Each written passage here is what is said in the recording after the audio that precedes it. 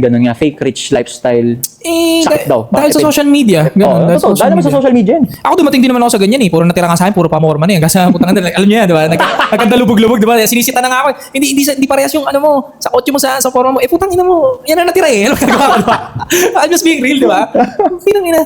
Salamat ka nga eh, di ba? Dahil nakakain pa rin na maayos. Tapos may pera pa rin kahit paano, di ba? Sa ganun eh. Nangyayari yan eh.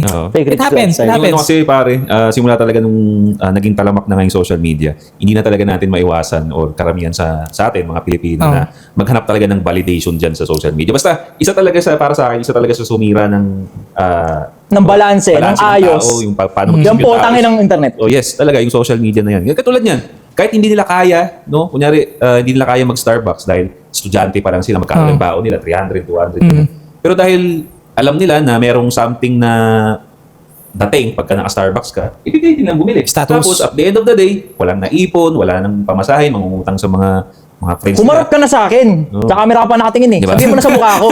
Ako din yung sinasabi mo eh. Starbucks ba yung bago yan? Pera, dami-dami pera na Ako na yung sinasabihan mo eh. Humarap ka na.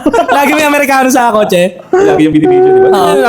Deserve naman yun eh. Di ba? Ang sinasabi ko rito, yung mga, as in, wala talagang pera, pero gusto nilang ma-perceive sila as, social, naka-Starbucks. Pero wala namang pera at the end of the day.